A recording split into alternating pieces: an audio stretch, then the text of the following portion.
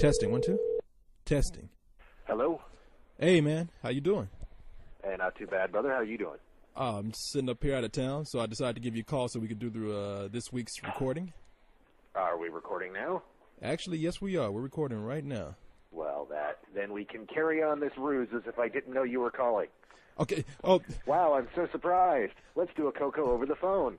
Yeah, now, I'm going to let people know that this is a little lower in quality because I am calling you, but I figured it was the only alternative to not doing one at all, so... Yeah, low quality us. Yeah, we're not used to that at Yeah, all. exactly. No, this is not cheap by any means. So I tell you what you can do. Now, if you want to pretend like I didn't call and this is all inconspicuous and everything, why don't you start off with this week's introduction like you always do? Welcome to A Couple of Cold Ones with Corey and Carlisle. That sounds so sweet, even over the phone when I'm thousands of miles away. All right. Okay. How do I follow that up? You just said something I said was sweet. That's that's the gayest thing you've said all day. But, hey, I'm content in my manhood. I can use sweet all I want to. So that's right. So what I'm doing here, to let people know, I'm in New York right now. I'm actually at my friend Joel's house, and I've been here for the New York Comic-Con, which is they've done this 3 years in a row now. I think it's a big comic convention. Wait, is that why you went up there? Pretty much, yeah. You were like, I'm going up for business. You were going up for a freaking convention. No, that was all a part of it. The business stuff comes like for the next 2 days. They did want me to come up here to cover some of the Comic-Con so that we could kind of see what it's like so we could do something for the San Diego Comic-Con. Oh, we don't want to do that. No, not at all. We'll talk about that later. San Diego Comic-Con is insane, dude. It is a special level of hell. Oh, I know. I mean, I haven't been there before, but I hear it's crazy, but I hear it's great at the same time. Have you ever been? No. I try to avoid events that big. Man, let me tell you something, though. You remember last week how I was making fun of nerds and talking about people in costume and... Oh, yeah. No, I don't remember that at all. Yeah, no, I remember you talking shit. Well, first of all, I never meant any of that stuff 100%. But I'm going to tell you something, man. These people walking around in costumes and everything, these are some really nice, cool people, man. Yeah, and how hot are some of those girls?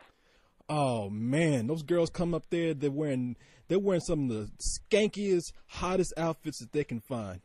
And they're nerdy outfits. And those girls want to talk to you about anime and comic books and movies all goddamn day long. Are you now going to tell me how lame and sad and pathetic that is? Well, keep in mind that not every girl is hot in those costumes. No. And believe me, you're preaching to the choir here. I've been a guest at conventions. I go to conventions. I just haven't gone to San Diego because I don't like things that involve thousands upon thousands of people. See, the biggest con I've gone to had like 3,500 people there. Well, this one was pretty big and it was cool, but I'm gonna tell you, I don't know how many girls I saw trying to be Princess Leia that looked like Rosie O'Donnell, and that I don't know. Usually, though, you're lucky with those because those girls dress as Princess Leia Organa in the white outfit. Yeah. As opposed to gold bikini Return of the Jedi Princess Leia, which generally the really super thin girls dress as. Oh no, man! I saw some girls trying to wear that Jabba the Hutt captive, the gold bikini. Yeah, I saw them trying to wear that, and I was just thinking, baby, what the hell are you doing? Do you not have one single mirror in your house? Maybe they're just that proud. Maybe they're just that content with themselves. It's like trying to squeeze Jell-O into a cookie mold. Just shit like falling out everywhere. Oh man, it's like you can't even see the string on the bikini anymore because the fat is going over it. And look, if that's what they want to do, more power to you, honey. Do it. Be proud. I gotta say, as much as I'm into gold bikini, the hottest thing I've ever seen Star Wars related was at last year's Convergence up in Minneapolis. There was a girl there dressed as one of the slave girls, the Jabba the Hutt slave dancer girl. Oh, with like that green bitch that with the crazy horns for the hair and. Yeah. Oh yeah. And that was actually the way she did it was pretty damn hot. So. Oh really? Yeah, and the fact that she got really wasted and was making out with a gold bikini, one of the hotter gold bikini Princess Leia's made it just awesome. Oh man, I gotta show you some of the pictures I have. I took a picture of at least a couple of hot girls in some really nice outfits, and And let me tell you something. You're thinking because these girls are at a comic book convention and they're hanging out with a bunch of nerds that they kind of be easy to talk to. They're some of the biggest bitches in the world too. So they shot you down, huh? Hell yeah, they shot me down. Yeah, you thought these are nerd girls. I could score with them. Hell yeah, these and hoes. I'm sorry, Court. You know what? See, the thing is I don't have that problem. But then again, my nerd quotient is much higher. You like to think of yourself as a world-class nerd, and you just don't measure up. These girls are looking for real nerds. They're impressed by someone who has memorized the Harry Potter lexicon. That is, the person who can sit there and tell you what gilly water is exactly the type of person they want to give a blowjob to. See, and man, that is not you, my man. Damn it. If it were Snoopy or Gumby related, they'd be all over you. Well, the two girls that I saw that were some of the hottest girls there. I know what you're saying. I know those type of girls. Those girls who are hot, but they want a nerd because nerds are kind of cool right now. But these girls, they knew what they were doing. They got it dressed up in these outfits, and they said, "You know what we're gonna do? We're gonna go out and tease the nerds. We're gonna go out and cock tease the nerds." To have every guy at the convention coming up to you, whether they're a nerd or not. Oh, please, to be the hottest person in the room. Yeah, that's what, and they know that. And they know that. Sure, they can go Not to. That you're bitter or anything. No, I'm very bitter about that shit. Going out there because they know nerds are easy prey. They could go to somewhere else. We are easy prey, dude. We are such easy prey, man. Dude, if you are if you are a 6 or higher, and you dress in the gold bikini, dude, you got me. I'm sorry, you got me. Well, see, these girls, they know that if they go somewhere where guys actually have a chance with girls, the options are open, and they're not going to get that much attention.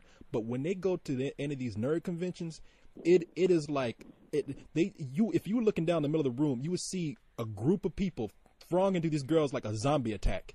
Yeah, well, what you're doing is you're saying that they're going there to play with the guys, and I got to disagree. Knowing a lot of these girls go there and they know they can be picky. It's like, why would I talk to the big black guy who's not dressed up as anything when I can go over and talk to that guy who designed that really awesome dragon outfit, or the guy who body paints fairy wings on girls who looks like Brad Pitt? Well, see, that's cool. Next year, I'm shaving my head. I'm going as Mace Windu. Dude, you know what? No, shave your head, grow a goatee, and go as Hawk from Spencer for Hire. Spencer, nobody knows that show or Spencer for Hire. No, you see, you're old enough to know that show, but the thing is they would look at it and go, you're Captain Sisko from DS9. You really? See, I guess you're right. I guess I'm not nerdy enough because I never would have thought of that. You do not know. See, you cannot draw the reference between Hawk from Spencer for Hire to Captain Sisko, who's the same guy. In fact, Captain Sisko was kind of a loser for the first few seasons until he realized, you know what, I'm going to drop this whole lame-ass, really nice black guy routine, and I'm going back to playing Hawk. And I'm going to shave my head and put my goatee back on, and I'm going to be a badass, and he was. Oh shit! Okay, well, tell you what, you coach me on how to do this nerd shit, and then we'll do it. But all right, Padawan. What about I can't go as the Black Green Lantern or something? You could do Black Green Lantern. All right, now okay. I'll tell you what, we'll talk about this later. I'm gonna let you I guess take me under your wing and teach me some good nerd shit. I'll teach you some nerd shit. So, and you could try to score you a nerd girl. Awesome. And now you understand why when I was talking about coming back from MarsCon about all the hot nerd girls, dude. Nerd girls are awesome. Damn, I thought I was going to come here and have easy pickings, but it didn't work out that way. Anyway. Oh, no. When you get yourself a hot nerd girl, you can hold on to that shit. Man, these bitches are just as picky as every other chick out there. Yes, they are.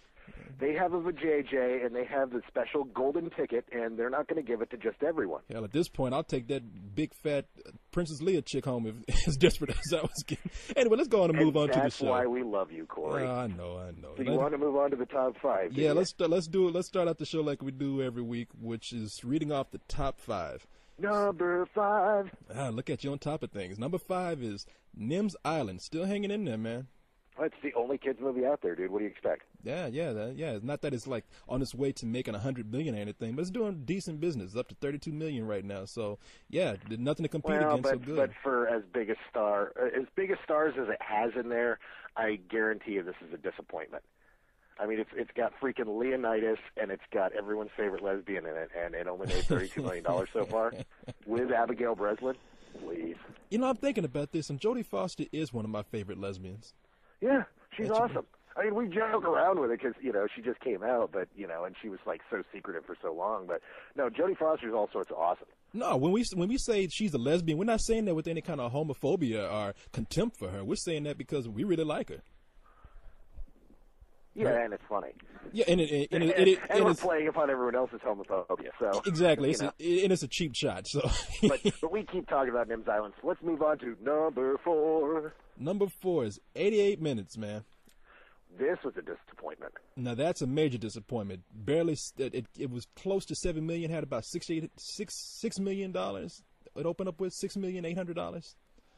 So it was $800, $6,800,000, man, and that's not.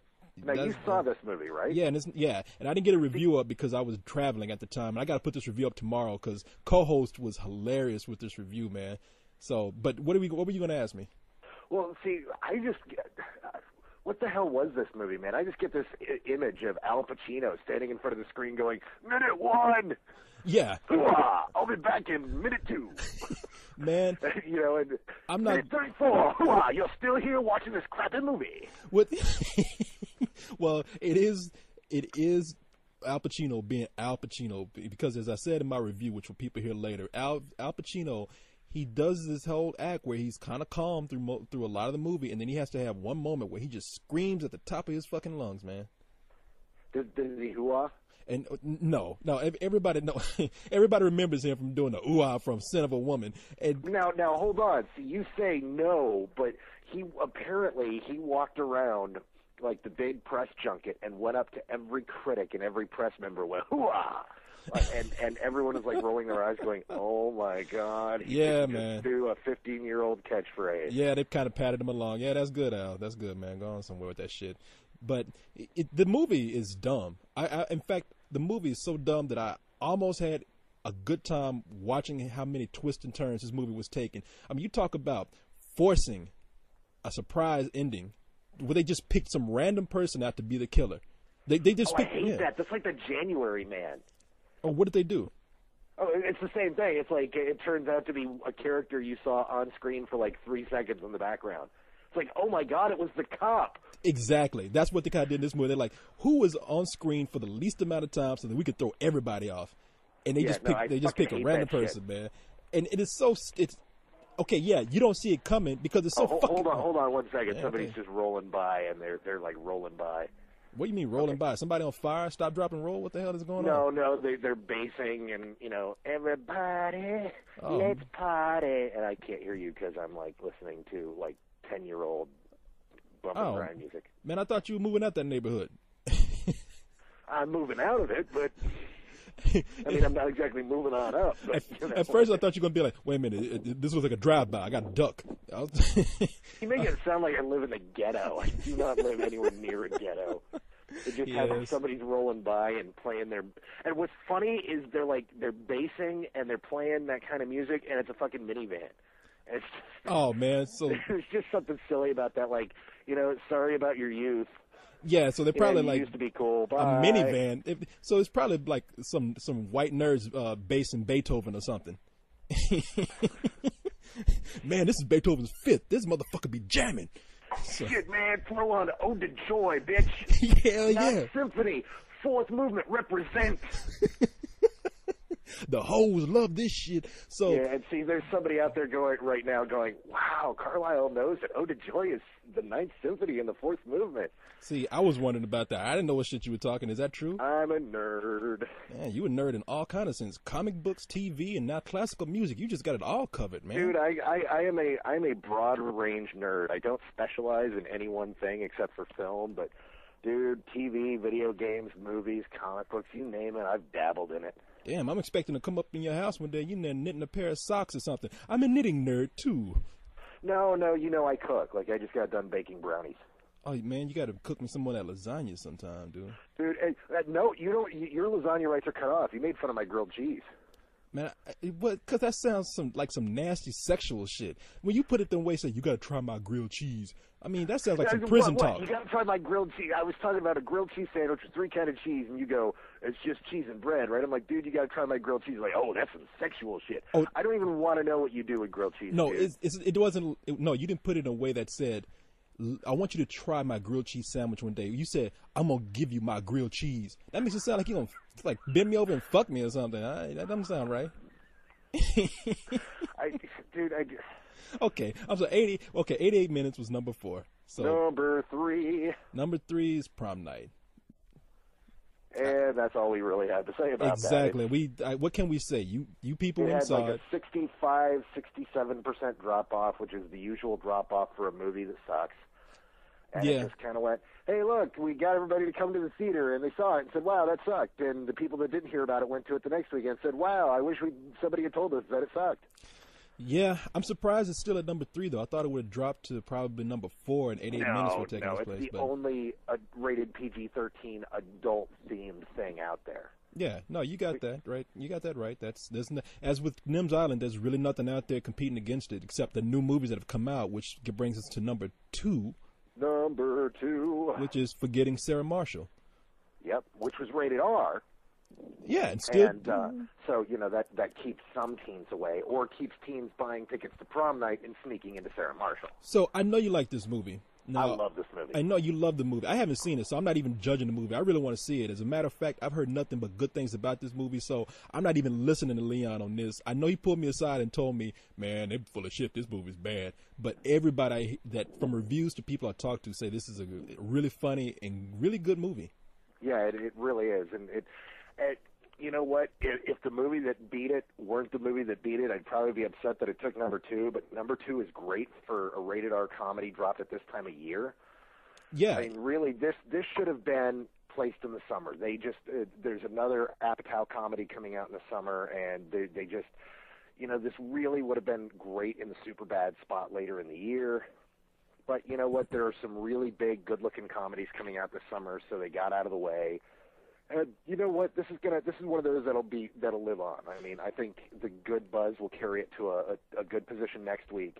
And then on top of that, it's going to be one of those movies that the people that don't see it will rent it and go, oh shit, I wish I'd seen this in a theater. This is fucking funny. Yeah, well, I'm not commenting. I'm letting you talk because I hadn't seen it. I just want to ask you a question. Sure. Do you think that opening up with $17 million is okay? Is that disappointing? Is it good? Oh, in April, that's solid. I mean, the other opener only opened like $3 million higher than it. The number one movie only made like $20 million, and still box office was up 12% from last year. So no, for this time of year, that's a fine opening. In bringing us to number 1. Number 1 is The Forbidden Kingdom, which I knew would be number 1 because it's PG, has a lot of martial arts in it. PG-13. Is it? No, it's PG. I just read an article saying it was PG-13. I guess you could be right, and it could be PG, but everything I've seen said PG-13. Really? Yeah. The thing is somebody getting kicked in the head, or certain types of martial arts moves, will get you bumped from a PG to a PG-13 or a PG-13 to an R. That was one of the problems they ran into on the Matrix movies. Was they wanted to make the second 2 films PG-13. But then they're like, oh yeah, if you get kicked in the head, it's an automatic R rating. So you mean if you get kicked in the head, yes, that can give you a rated R? Yes. That's crazy because Yes, it's because their explanation is, well, you see, kids see it and then they want to imitate it, and by imitating it, it creates a problem. So we're going to make it rated R and make sure that parents accompany their kids to these movies. Well, that's funny because look, I got kicked in the head all the time by my brother, and I didn't. And well, and it shows no damage at all. Okay. No predilection towards working sex into everything. Okay, if you go by me, no desire to do anything over the age of 40. Yeah, if you go by me, you should make movies rated R because I've been kicked in the head plenty of times, dropped on my head, slapped in the head. So yeah, you might want to. The rated R rules are so freaking wacky. So it's one of those things where. But yeah, I believe it's PG-13. But no, you're right. Yeah, you're right. Kids could go and see this. It was geared towards kids. Apparently, I was reading something. The Weinstein Company is thrilled with how it performed because, well, first of all, it's their first really big hit, and secondly, apparently women dig the hell out of it. Now, that's funny. I know I have read that the Weinstein Company is happy to finally have a hit movie because they've had some bad luck, man. I thought that company was going to close. And the thing is, their movies weren't particularly bad, and they seemed like good bets. They just nothing ever caught. Who would have thought a Scarlett Johansson adaptation of a #1 bestseller would have flopped like the Nanny Diaries did? Yeah, no, I know. And, well, you talking about the Boleyn girl? No, I was talking about the Nanny Diaries. Oh, the Nanny Diaries. Because it wasn't that good. That's why. I saw that. You think it's not that good. I've talked to a lot of people that actually really liked it. It's the exact type of movie that you normally go, man, these movies aren't any good, but they appeal to people. I can't watch it. It's killing me that I can't watch it either. Well, they don't have to worry about that because Forbidden Kingdom is a hit for them. $20 million it opened up with. That's really good. A bunch of people getting kicked in the head. So you're right, it is PG-13. I didn't see the movie, but I heard it was decent. I heard it was kind of silly, but surprisingly entertaining. Cyrus has been going off about that film for days. We can't go by Cyrus now. You know that because Cyrus is partial to this kind of shit. He loves his karate shit. No. Now hold on a second. I live with Cyrus, and Cyrus, he is really picky about these. He is not as crazy about these as he wants. He seems like that to you because whenever you talk to him about these, he's going nuts over them. But he's so picky about these films, that the kung fu movies, that unless it's really awesome, he's like, yeah, I can live without it.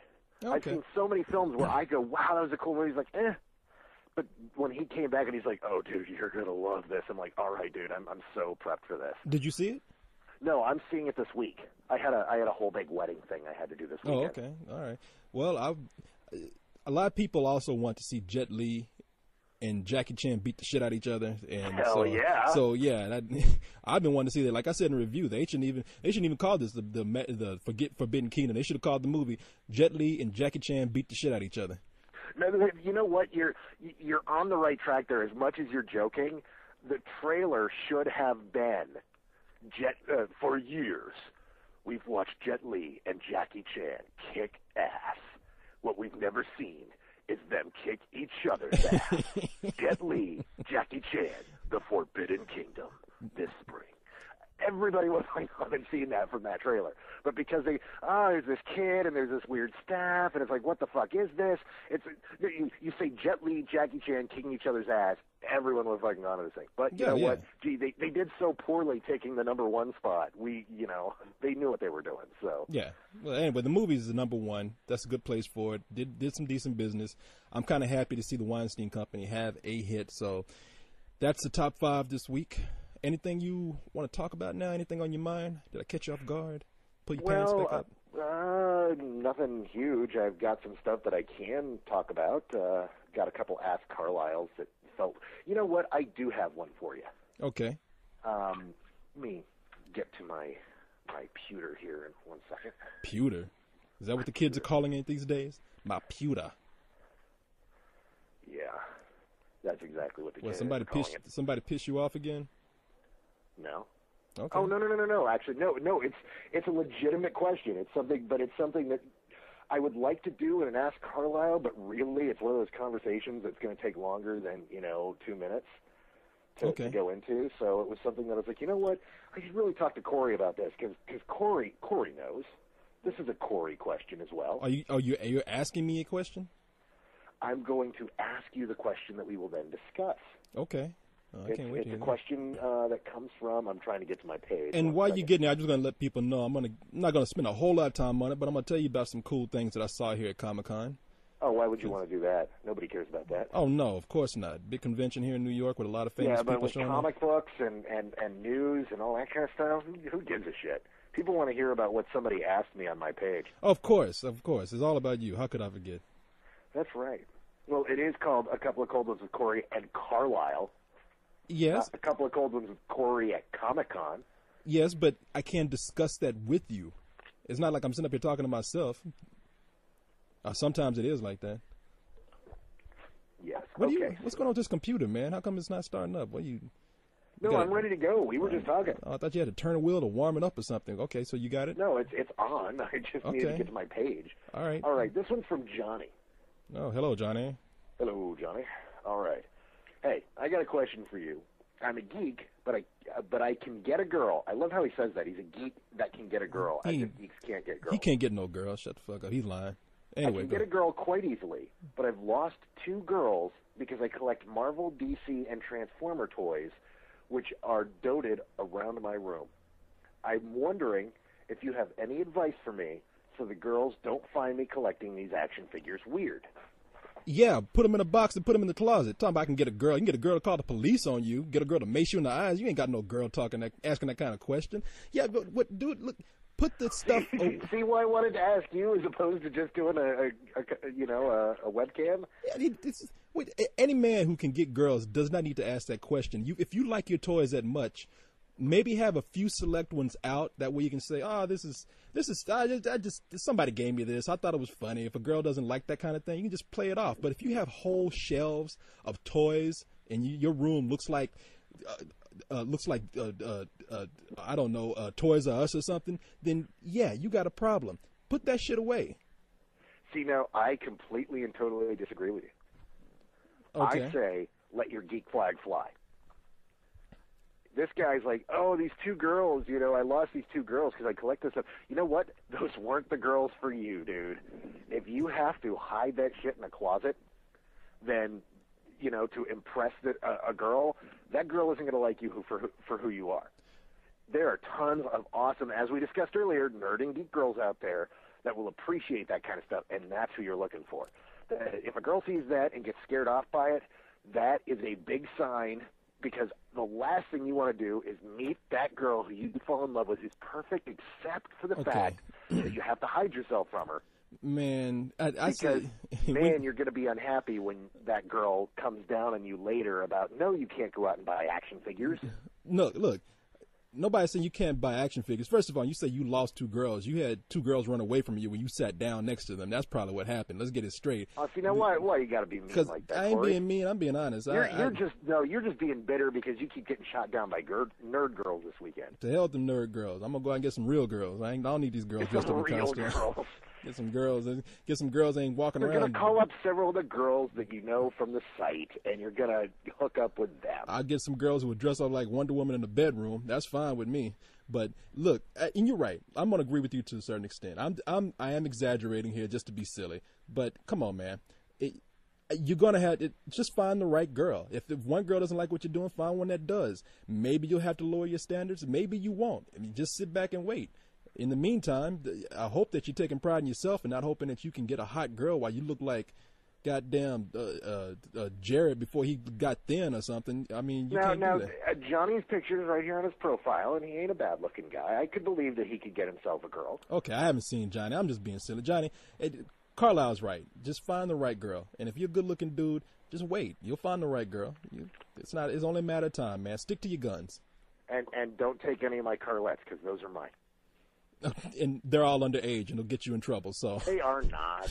So you don't want those. And Johnny looks underage, so and he's asking me about how to get girls. So clearly he's not experienced. Okay. He's coming to the wrong guy to ask about getting girls. It's called coming to the wrong 2 guys to ask about girls. I mean, go ask somebody who's decent. When neither one of us guys are decent, I'm gonna tell you the wrong thing, and probably Carlisle's gonna tell you the wrong thing too. Actually, you told him something better than I did. I'm gonna tell you the wrong thing because I'm a pervert. But Carlisle will tell you that. You're not the girls you're gunning for. You're not looking to keep. Well, that's that point there too. I think you got. Hey, man, look. What I would do, in fact, women are disposable. If you ask me, get yourself a nice girl, court her around, wait until you finally get a chance to hit that. When I mean hit that, I mean take her to bed and have some good old-fashioned sex with her, and then pull the toys out and scare her away. And that way you ain't got to deal with her no more. That's what I would do. Johnny's 12, dude. Oh, Johnny. Jesus Christ. Why didn't you tell me that? I'm totally kidding. I was about to say. I just wanted to hear your reaction. I was like, oh, my God. Now, you know I'm going to talk crazy. So, no, and I'm just joking when I talk about women. Be a gentleman, man. Especially if you're a young guy. Be a gentleman. Stick to your guns. Be who you are. And girls, if you're confident, that's all girls want. You can have all kind of toys, but if you're confident and you're not sitting up there if you're not monopolizing the conversation and you let them talk, and no matter how much you might find it boring, you listen because women like to be listened to, then you're good to go. How does that sound? Sissy. Oh, see, now I can't win either way, man. No, I'm going to let you win. Fuck off. So, all right, now. I know you got something on your mind that you'd like to talk about. Well, no, I'm just going to tell people that the Comic-Con that I went to, I don't go to too many of these conventions. This is probably the first time in years since I was probably 14 or 15 that I've actually been to a convention of this type, and it was fun. It was actually a lot of fun.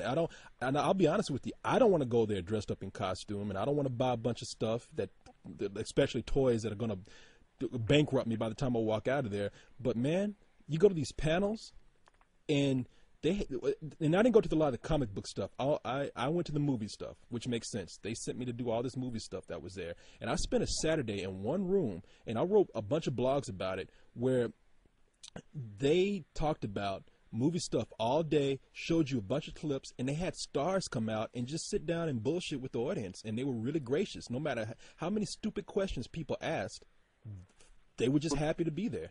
Well, they've got that down to a science now because they realize that, you can sit in a room and talk to a bunch of reporters and, do the press junket for the reporters, but those people are jaded. Once you've done it, once you've done a few junkets, they're feeding you a line of crap. But you do that in a room with a bunch of, nerds and geeks who are going to go home and fire up their blogs. Those people aren't jaded yet. They've got nothing but, they're like, oh, my God, I totally asked a question of Leonidas, and Leonidas answered. Oh, my God, this is going to be the coolest movie ever. Man, these people were they were happy to talk. Let me see who all was there. Seth Green was there. Tim Roth was there for the Hulk, of course. Seth Green was there for Star Wars Robot Chicken. And for the Lucasfilm panel, they had Eva Mendes there and Frank Miller for the Spirit. And Eva Mendes, one of the hottest women in the world, was so happy to be there. Don't call her the hottest woman in the world. I said one of the hottest women in the world. Dude, she's plastic. I don't give a damn. She can. If you leave her out in the sun, she warps. For Christ's sake. She could look. Let me tell you something. She could be a dried white turd for all I care. As long as she looks fine, she looks good, and she looked great when she was there. And she was so gracious to speak to all these people. Frank Miller was really cool, man. Who else did they have there? They had I can't remember. They had a bunch of producers there. They had some names people might not recognize, but played a huge part in the industry. Jim Morris, I think, is the guy's name, who was a special effects artist on a lot of stuff. I think Terminator 2 and anyway, I don't want to take up your time listening to stuff off, but he came and showed some of WALL-E, and you told me about WALL-E, man. WALL-E looks incredible.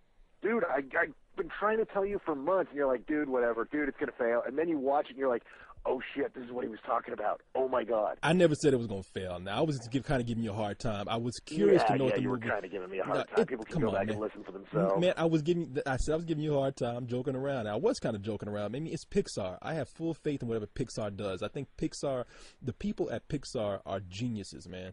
And see, notice how this is what you say after you've seen the same footage I have.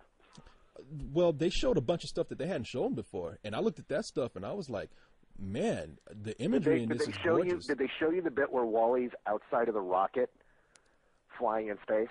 Oh, yeah, they showed that. I think the only new thing that they probably showed was they have a little robot named Mo that they really hadn't shown to anyone. And they had a couple of scenes. Well, they had one scene with WALL-E and this robot. And I wrote in my blog that it was incredible because these characters, they're really just basic shapes. They're boxes, really, with maybe a cylinder or something and circular shapes to give more definition, but they're very basic shapes, and they have such human emotion that they're animated with, and it was just a joy to watch all this, man. And you saw what I was talking about, where they communicate with one another, and they're just talking, but they're not talking. Oh no, they're just mimicking the human words, and they're very sporadic. These words that they say, the movie virtually has no dialogue in it, except that you know exactly what they're saying. Well, yeah. I mean, like I said, they're not mimicking it to the point where you can't recognize it. When they say each other's names, you can kind of tell they just do it in a very synthesized robotic voice. Yeah, I mean, it totally works. It's I cannot wait to see this movie. Oh my God, is this everything I've seen on this movie looks so unbelievably awesome. Oh man, yeah, no, and you know, of all people, I'm the guy who's hardest on Pixar, because Pixar doesn't bring me to tears like it does the rest of you guys. I don't know why, man. You just have a black heart. That's all. But I don't have a black. I have a black heart. I just know Pixar films just blacker than my heart. I like them. There's only one or two that I actively, just don't like. But overall, I kind of like them. But there's only one that I absolutely love and one that I really, really like.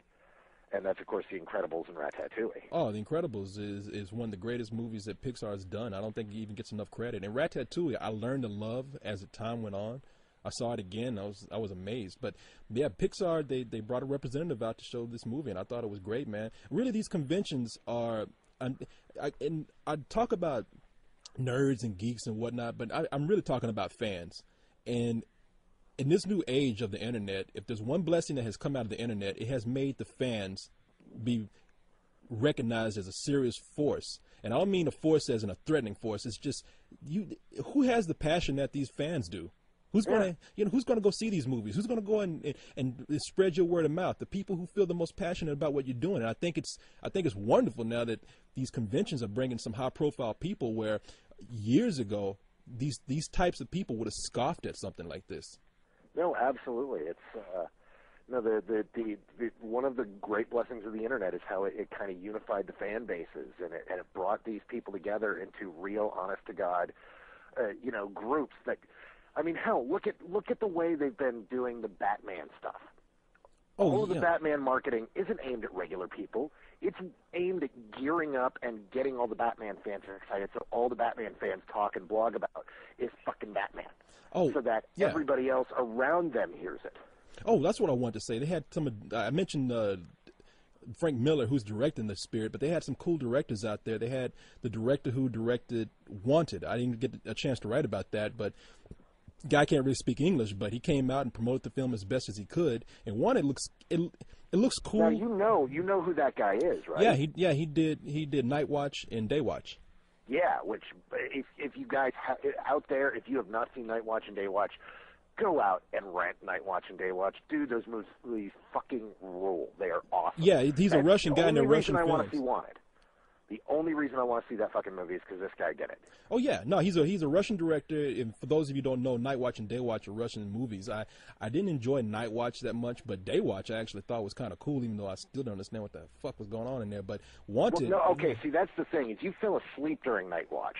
I didn't. Yes, Night Watch. I'm sorry. You fell asleep in the middle of Night Watch. Do not tell me right now. No, that I'm you sorry. Did not fall asleep. Day Watch, I didn't fall asleep. In Night Watch, yeah, I did because I was fucking bored. And that's why you didn't know what was going on because it's a complex film. Now, if you go ahead, now that you've watched Day Watch, go back and watch Night Watch, and Night Watch makes a lot more sense because Day Watch explains all the mysteries from Night Watch. I might do that, but yeah, no. And you could when you see Wanted, if you ever seen those other movies, you look at it and like, oh, that's definitely the same guy. It's the same visual style. I mean, Wanted. It looks like it's going to be a fun movie. I'm not sure. It could be. I'm terrified of it. It could be way over the top to the point that it could be bad. The comic book was a really cool concept, and then they just completely radically ripped the concept out and just pasted in something else. Let me tell people real quick. Wanted is the movie that has what's that girl's name? Angelina Jolie and the guy who's Ewan McGregor ripoff now. The new Ewan McGregor.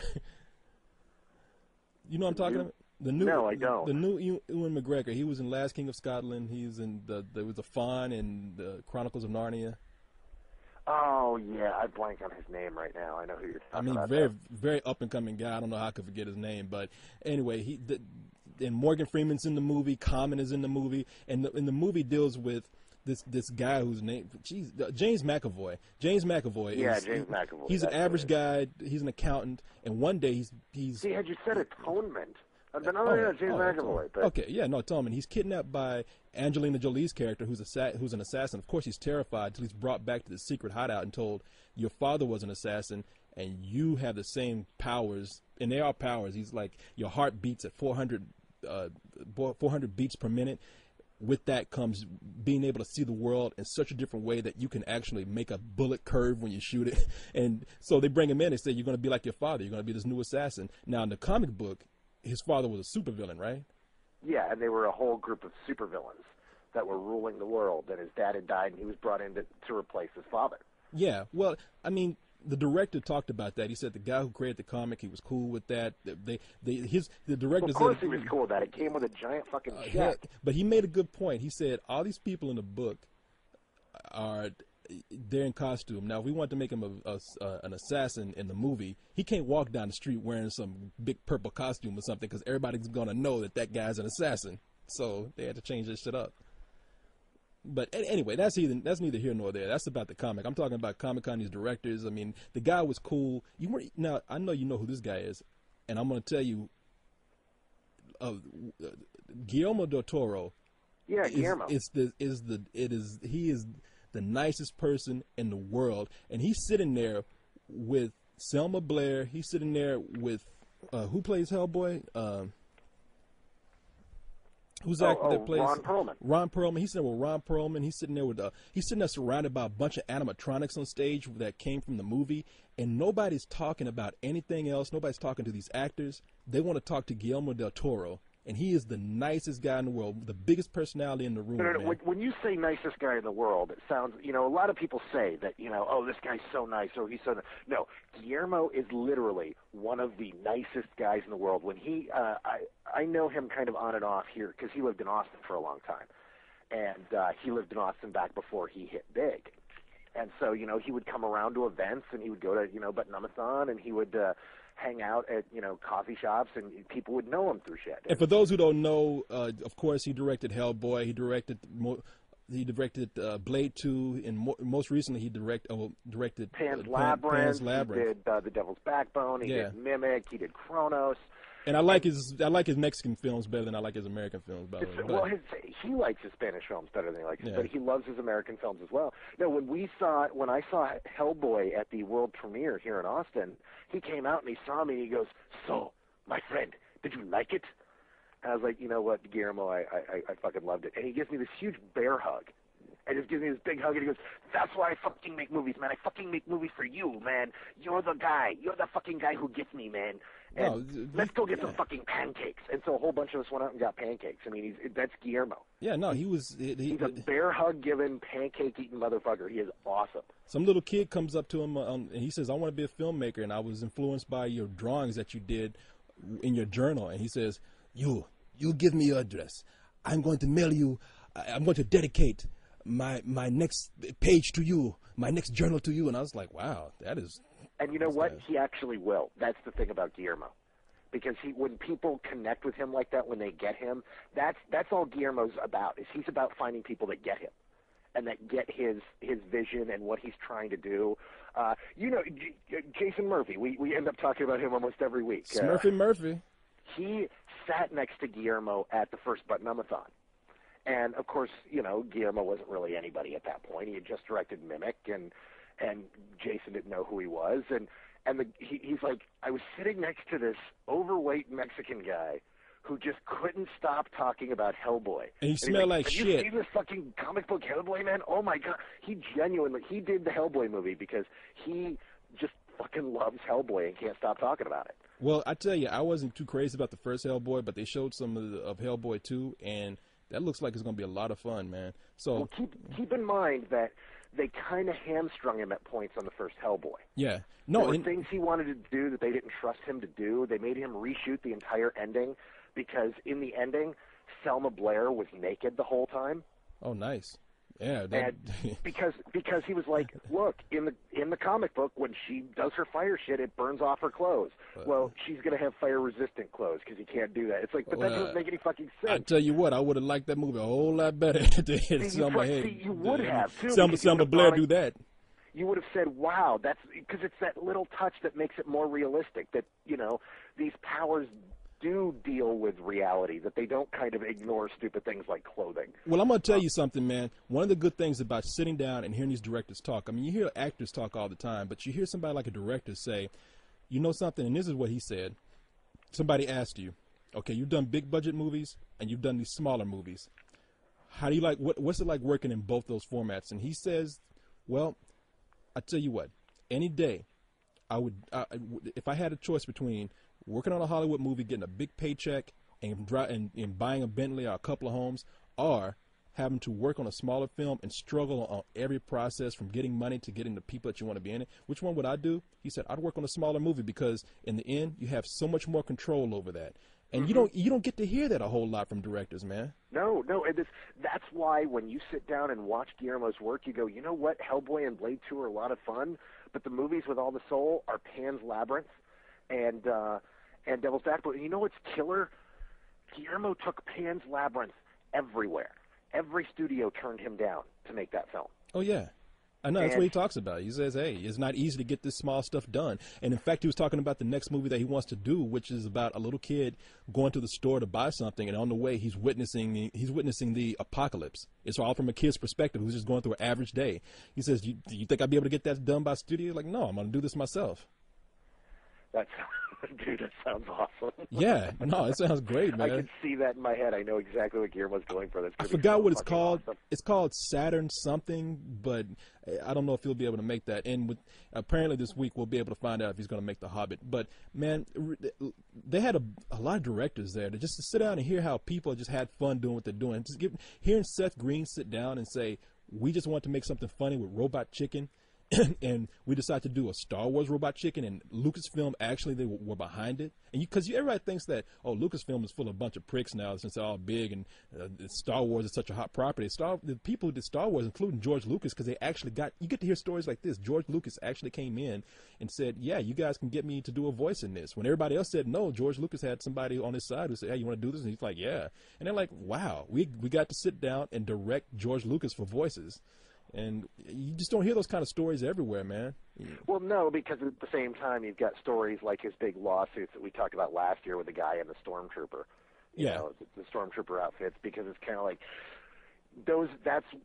you could be the nicest guy in the world and you do pull one dick move, and, dude, you're a dick. Well, Lucas has pulled his share of dick moves over the years. So as nice and cool as he could be, you know, but no, it's cool to hear that he was cool to Seth Green. I've heard him talk about that before, and that's pretty awesome. No, the director for the Hulk was cool. I mean, my point is, you get all these people come out, and you realize that they have a product to push just like anybody else, and they're going to go out and they got to hustle just like anybody else, and this is a part of it. But they're really cool about it, and I'm glad that I've never had any hostility towards nerds. I've just a joke with me. If anything, I've always appreciated the fans for who they are. And thanks to fans like these people that I see at Comic-Con, even the ones that dress up these crazy costumes and everything, you've actually created a new bond between the filmmakers and the people who watch them.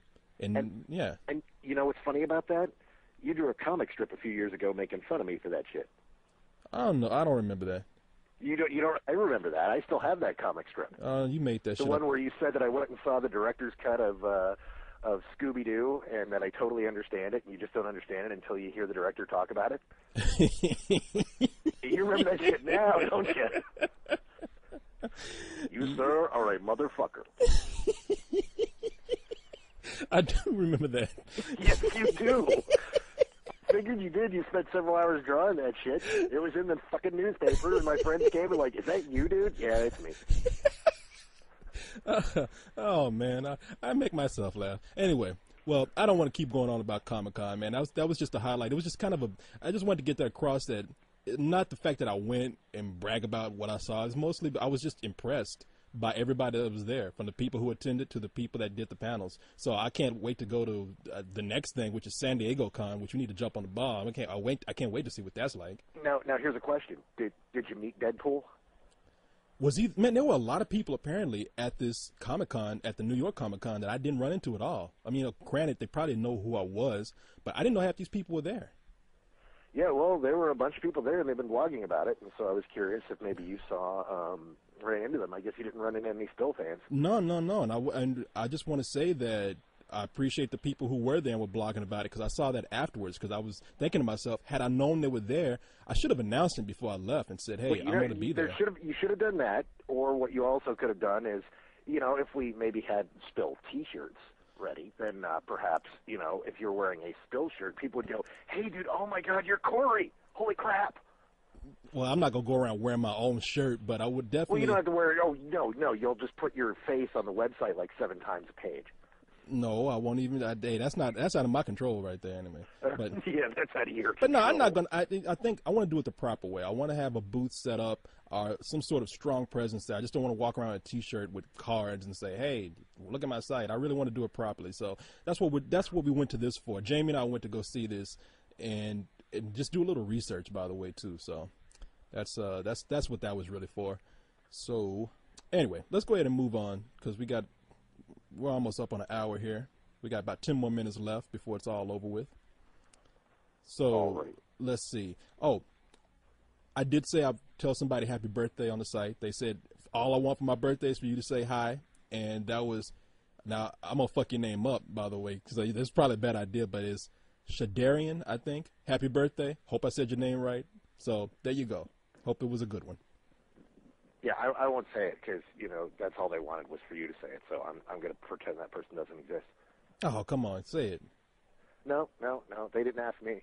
Had they asked me, maybe they would have gotten it. But no, they talked to you, so they got you to say it. I mean, I'm sure you talk to people that I don't talk to at all. So. Dude, I don't talk to anybody. Nobody likes me. Oh, that's bullshit. I'm the least popular character on the site. Oh, that's bullshit. You know something? As much as you're a bane to my existence, people like us together. I can't get rid of you. Well, that's why. People didn't watch, people love adversity. They love to see, 2 guys who are friends butt heads and beat the shit out of each other. The most popular thing we've done in like a month was screaming at each other last week. I know, man. I'm still waiting for that $50 fine to come from my homeowners association. So, but, what did they actually, did she report you? No, I don't think she did. I think she was cool because we shut up right after it was done. So yeah, we did. Yeah, but let's see. Also, I know we mentioned Alex Hacker. I hope he ain't lying to get his name mentioned, but something. Now, why you bring him up again? Because there's something cool happening with him if this is true, and we said we've done our research, so we think he's not lying about anything he's talking about. But he said that there's a movie being shot in his basement. Now, for people who don't know, Alex Hacker's mom is a producer. I don't want to go into too much detail because I don't know how much they want to be divulged about them, but she's a producer who's produced music videos and documentaries, and she's won some pretty prestigious awards. So he says that a movie's being shot in his basement called Duplicity, and it stars Julia Roberts, Clive Owen, and Tom Wilkinson. Now, nobody's going to see that movie. Oh, no. Who are these? Nobody famous in that. That's going to go directly. Yeah, who are these people, man? I don't know. Dude, I think Julia Roberts was the 13th person in Ocean's 11. Yeah. I'm sorry. Let me see. No, it's Julio Roberts and Clive. It's Clive Owens. I'm sorry, Buck Owens. And Lil Tommy Wilkinson Jr. Yeah. There's Frank Stallone in there and Dennis Swayze. Or what was Swayze's brother's name? Oh man, I don't know, but I know I'm thinking. There's this terrible movie called Circle of Fire. I think that's what it's called. And it had Patrick Swayze's Swayze's movie from the '80s that has all the brothers of all these famous people. You got to be kidding me! I want to see this I'm movie. not kidding. It stars Frank Stallone and Swayze's brother, and the box cover says Stallone, Swayze, and then and like Carradine, and it's like all these brothers of famous people. Oh, it's gee. fucking retarded. It's Okay, awesome. so I think they got all these brothers in the same movie that Alex is talking about. No, Alex, let me tell you something. Now, I'm going to assume that since you're telling us this, that means that on any given day or for several days, several weeks even, you're going to have Julia Roberts, Clive Owen, and Tom Wilkinson hanging out in your home. In fact, hanging out in your basement. So here's what I'd like you to do. I like for you. No. Yeah, I see where this is going. No, because I'm not going to do anything. I see where this is going. It is not going a good place. No, it's not. And it's not going to be bad. I'm just going to say for me. Just for me. I don't want to share this with anybody else. But you telling me about all this stuff. I want you to send me a picture with you and these 3 people together and just send it to me. I'm not going to give it to anybody else. I'm not going to pass it. I'm not going to put it on the site. I'm not going to do that. I'm a private person. I'll treat you with the same respect. But I just want to know if this is true or not. Oh, no. See, that's understandable. Yeah. I thought you were going to say, I just want you to go down and say, Miss Roberts, could you please look at this website for me? Man, when have I ever done that? I am the most. If people meet me, I don't tell them anything about myself other than my name. And if they ask me what I do, I say I'm a graphic artist. I don't say anything about the site. You don't tell them your name if you're afraid they've already heard of you. Because if the women's like, wait, you're Corey Coleman. Oh, I know about you. Yeah, I got to go incognito, man. What are you talking about? Incognito. I'm going imbarito. That's what the co-host is going to do. So now here's a question. I'm going to let you answer this. I'm going to read the email out though, and I like to get your opinion on this. Okay. Okay. Where can I start here? It says I'm going to have to read the whole thing. I'll make it fast. And this is from Adrian to the max. And Adrian says, "Oh, he's not just Adrian. He is Adrian to the max." No, there's any more Adrian than him. He's like Adrian plus.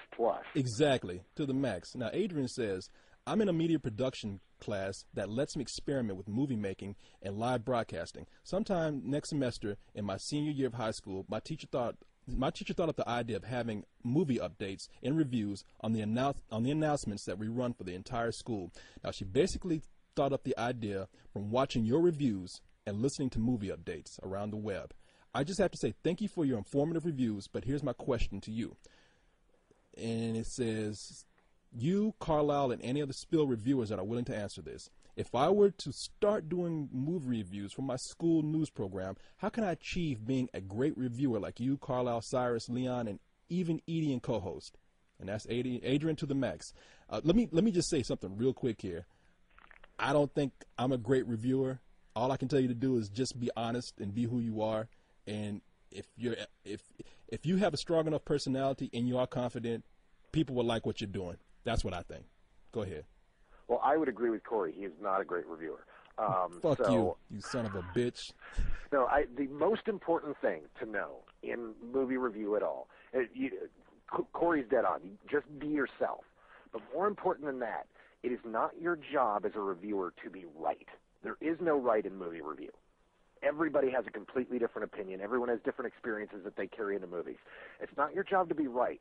It's your job to give your impressions and to make the audience think, to give them something to chew on that enhances their viewing of the movie, so that if they read your review before or after, that there's going to be something there for them. Just saying that it's good or bad isn't enough. You've got to give them the whys. You've got to give them the hows. If it's bad, how could it have been better? What was missing? What did this movie make you think about? What did it make you feel? And elucidate on that to where the audience gets something out of it so that they can carry something with them.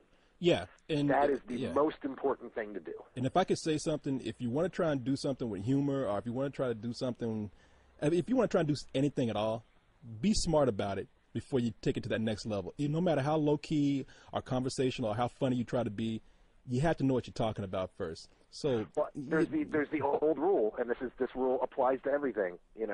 Whenever you're speaking, if you're not funny, don't be.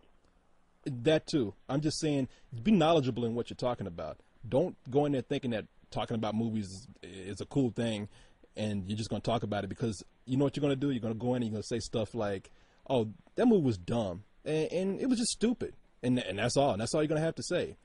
Know what you're talking about. People ask us a lot why we don't have guests on the show a lot. And the reason is we've done it back when we were doing an old TV show just eons ago. You'd have people on, and everybody, this is one of those jobs that everybody thinks they can do, but when they sit down to do it, they realize how tough it can be, because you have to be entertaining in what you're talking about. But at the same time, you've got to find something more to say than, it was good, and I liked it, I thought it was funny. Yeah, no, and you really have to, you got to back up yourself with some kind of substance. So the more knowledgeable you are about what you're talking about, I'm not saying you have to go and be an academic about movies. You don't have to make a thesis on a film. You just have to really know about filmmaking and about the movie you're talking about. Yep. And I think that's it. So anything you want to close out with, man? We got about 2 minutes before we need to get out of here. No, I'm cool. I'm just gonna go and drink some coffee and eat some brownies, so I'm good. All right, man. No, it was this worked out a little better than I thought it would. I thought it would be kind of rough. I tell you, because the reason why I thought it was gonna be kind of weird is because I built a tent for myself. I'm actually under a blanket, sitting in a chair, and I've done this so I wouldn't be too loud, because I'm staying with my friend Joel, and I don't want to wake his ass up. So I'm like a little kid who built a little fort right now. You got a little pornography and a flashlight. Yeah, exactly. I don't have any pants on right now, and so I'm just waiting to get off the phone with you so I can move on. You know what I'm saying? Well, I'm just curious to see how the recording quality comes out. It's not going to be that great, man. I can tell you that right now, because you are on the phone. But it's not going to be bad as long as people get the gist of what we're talking about and they can hear it. Well, as long as people aren't annoyed by it. I mean, if people are even still around, like, oh God, this is obnoxious. I'm not listening to this shit. I promise you, they won't do that. I guarantee you that. You promise me. I promise you. If I have one thing I could ever promise you in your life is that people will not be disgusted by this show. Just for you being on the phone. This I promise you. Well, that sounds like the lyrics to a love song. I promise you. Anyway, I promise you. All right, it's time to get the hell on out of here, man. The quality won't scare them away. All right. The moment we start singing, that means we need to get the hell on out. So. All right. So good night, everybody. Yeah, good night. Thank you. See ya.